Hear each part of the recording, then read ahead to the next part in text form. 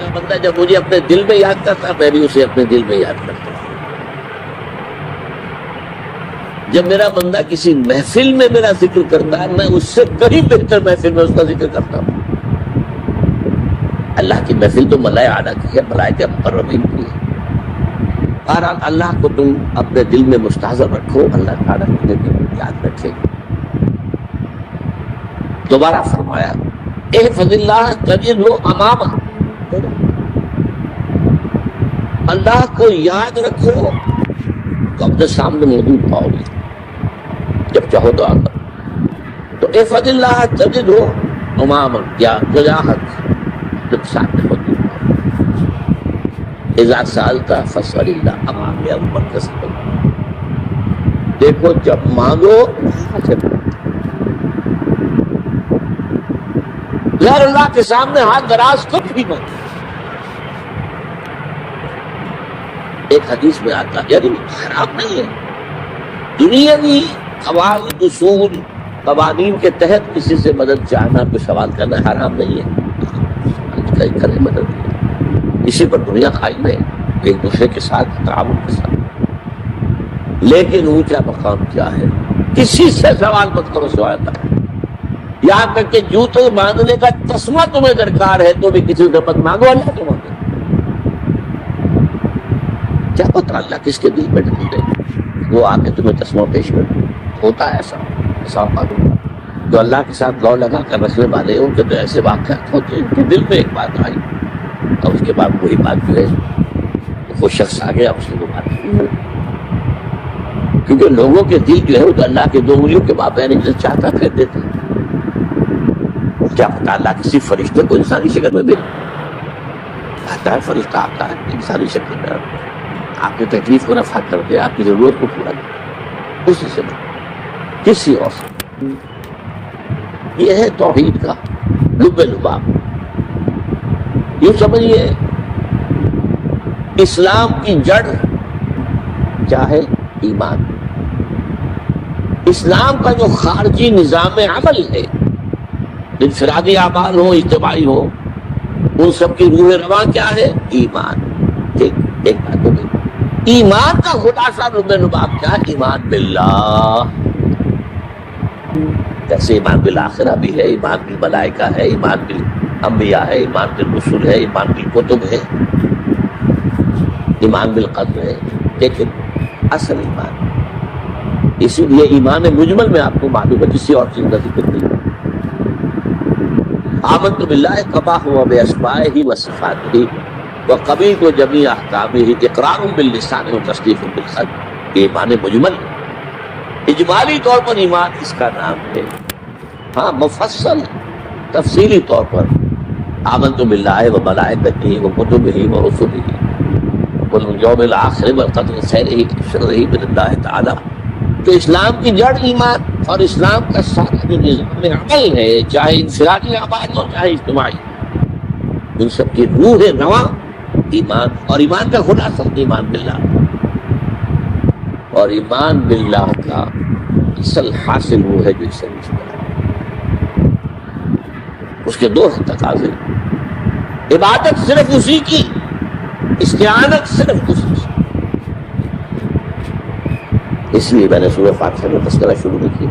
یہ عبادت کا جوہر ہے, عبادت کا جو ہے یہ ایمان کا حاصل. عبادت صرف اس کی اور استعانت صرف اس کی. استعانت ہی میں سوال بھی آ گیا, ابھی مدد ہے. آپ کسی سے کچھ مدد مالی چاہ رہے ہیں یا کوئی اور مدد چاہتے ہیں, کسی کام میں مدد چاہتے ہیں, جیسے میں نے کہا تھا کہیں سفارش کرانا چاہتے ہیں مدد, وہی کام فاستعن باللہ. اور جب مدد مانگو صرف اللہ سے مانگو. اور وہ سارے الفاظ یاد کر لیے, استدعاء, استعانت, استغاثہ. یہ جو غوث اعظم سے استغاثہ کیا جاتا ہے, شرک. استغاثہ اللہ سے, دعائی اللہ کا. اس اعتبار سے استمداد, استعانت, استدعاء, استغاثہ, یہ سب اللہ سے, صرف اللہ سے. عبادت صرف اللہ, ایاک نعبد, اور استعانت صرف اللہ سے. مانگو صرف اللہ سے، جب مدد نہ کرو صرف اللہ سے، تمام لوگ جمع ہو کر تمہیں کوئی فائدہ پہنچانے جاتے نہیں پہنچا سکتے الا بشیء قد كتب اللہ لك وَإِذِ اجْتَمَعُوا عَلَىٰ أَن يَضُرُّوكَ بِشَيْءٍ لَمْ يَضُرُّوكَ إِلَّا بِشَيْءٍ قَدْ كَتَبَ اللَّهُ عَلَيْكَ، اگر سب مل کر چاہے تمہیں کوئی نقصان پہنچاتے نہیں پہنچا سکتے مگر وہی کچھ جو اللہ نے تمہارے لیے لکھا۔ اب بتائیے خوف کی جڑ کر جائے گی یہ جو ایمان جو ہے یہ خوف اور حزن دونوں سے نجات رکھنے والی بات ہے۔ جو حقیقی مومن ہے وہ اللہ کا ولی ہے، حقیقی وہ اللہ کا ولی ہے، اور الا ان اولیاء اللہ لا خوف علیہم ولا هم يحزنون۔ یہ اولیاء اللہ کو علیحدہ مخلوق نہیں ہے، ان کے سر پہ سینگ نہیں ہوتے، انسان ہی ہوتے ہیں، لیکن حقیقی معنی میں مومن ان کے بارات سے جو آج ہم پڑھ رہے ہیں ایمان اس درجے کا پہنچ گیا تو اللہ کا ولی ہے۔ اور لوگ کوئی خوف کس بات میں، کس سے خوف کروں، اس کے ہاتھ میں کچھ ہے ہی نہیں، اور اگر کچھ اللہ نے میرے لیے لکھ دیا وہ عاقل ہے، کیا میں لاکھ گڑ گڑاؤں اور اس کے سامنے اپنی چھوڑ دے، اگر اللہ نے لکھا وہ ہے تو کاہے کو اس کے سامنے گڑ گڑانا، کاہے کو جب بسائی کرنا اس کے سامنے، اور کسی کے ہاتھ میں کچھ ہے ہی نہیں، میرا خیر ہے ہی نہیں، کاہے کو خوشامد کی کوشش کی۔ اور رفعت الاقلام، دیکھو نوجوان قلمیں اٹھا دی گئی ہے، وجفت الصحف، اور جو رجسٹر ہیں صحیفے ان کی سیاہی خشک ہو چکی ہے۔ یہ ہے وہ اللہ کا علم، اس میں ہر شے لکھ دی، اس کی قلم اٹھا، جیسے آپ کو معلوم ہے امتحان ہوتا تھا 3 گھنٹے ختم ہو گئے، اسٹاپ رائٹنگ، بس اب قلم لے جانا چاہیے۔ وہ قلم تو تقدیر کا کاتب جو ہے وہ قلم اس کا اب اٹھا دیا گیا، اور جو صحیفے جن پر لکھا گیا ہے وہ خشک ہوئے ہو گئے۔ یہ تو روایت ہے جو امام ترمذی نے جس میں روایت کیا، یہ متن ان کا ہے جو ہم نے پڑھا ابھی، اور ان کا قول یہ ہے کہ یہ حدیث حسن صحیح ہے، لیکن یہی روایت اور انہی راوی سے عبداللہ ابن عباس سے رضی اللہ تعالیٰ عنہ، اور بھی محدثین نے کی ہے۔ اس میں سے ایک اور متن جو ہے وہ یہاں پر امام نووی نے دے دیا ہے، احفظ اللہ تجدہ امامک، یہ تو پہلا وہ ٹکڑا تھا، وقت تو جاہک تھا، یہاں امامک ہے، مطلب ایک ہی اپنے سامنے پاؤ، اللہ کی حفاظت کرو، اللہ کو دل میں، اللہ کی یاد کو محفوظ رکھو، گویا کہ اللہ کو مستحضر رکھو، ذکر اللہ تمہاری جگہ، استحضار اللہ فی القلب، یہ ذکر جنہیں ہم ذکر سمجھ بیٹھے وہ ذکر کے ذریعے اپنی صلاۃ اللہ ذکری، نماز قائم کرو میری یاد کے لیے، نماز ذریعہ ہے یاد۔ یہ علیحدہ بات ہے کہ آپ نے 17 رکعتیں بھی پڑھنی ہو عشاء کی اور یاد آپ کو آئی نہیں کوئی، آپ تو ایک میکینیکل انداز میں جو ہے وہ اٹھک بیٹھک کر رہے ہیں اور آپ کی زبان سے کچھ بھی نکل رہا ہے، تو اس کا آپ کے شعور سے، دل کی گہرائی سے کوئی رابطہ ہے ہی نہیں، وہ ذکر تو نہیں ہوا۔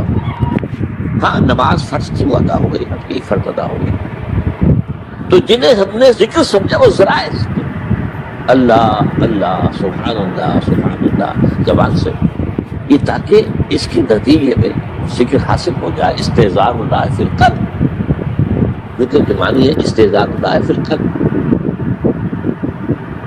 تعرف الی اللہ فی الرخاء۔ دیکھو مشاہدگی کے وقت میں تم اللہ کو یاد رکھو، اللہ کی رجوع کیے رہو، بھول نہ جاؤ۔ وہ نہ ہو جو کبھی کہا تھا، بہادر شاہ ظفر کے اشعار میں سے بہت دور کا شعر ہے، ظفر آدمی اس کو نہ جانیے چاہے کتنا ہی روح فاق و زکا، جسے عیش میں یاد خدا نہ رہی، جسے تیش میں خوف خدا نہ رہی۔ وہ ہے کشادگی کی حالت میں، جب کہ تمہارے لیے کشادگی ہے، اللہ کی طرف رجوع کیے رکھو۔ یہ عارف کا فکس تھا، تو اللہ اپنی توجہ تم پر رکھے گا شدت کے وقت میں، تمہیں کوئی تکلیف، اس تکلیف کو تم پر آسان کر دے گا۔ تکلیف تو آنی ہے، لکھی ہوئی ہے، وہ تو آئے گی، لیکن یہ کہ اللہ تعالیٰ اس کی شدت کو، ایک ہی چیز ہے جس کو ایک انسان بہت شدت کے ساتھ محسوس کر رہا ہے، دوسرا آدمی اتنا نہیں محسوس کر رہا ہے، احساس کا معاملہ ہوگا۔ وہ تو اصل میں اگر انسان کی نرز کٹی ہوئی ہے تو احساس ہوگا ہی نہیں، سیریسلی نہیں ہوگا۔ تو اس اعتبار سے اللہ تعالیٰ تمہارے لیے اس شدت کی کمی کرتے ہیں۔ وَاعْلَمْ أَنَّ مَا أَخْطَأَكَ لَمْ يَكُنْ لِيُصِيبَكَ، اور جان لو جو چیز تم سے چھوٹ گئی ہے، رہ گئی ہے، وہ ہرگز تمہیں ملنے والی نہیں تھی۔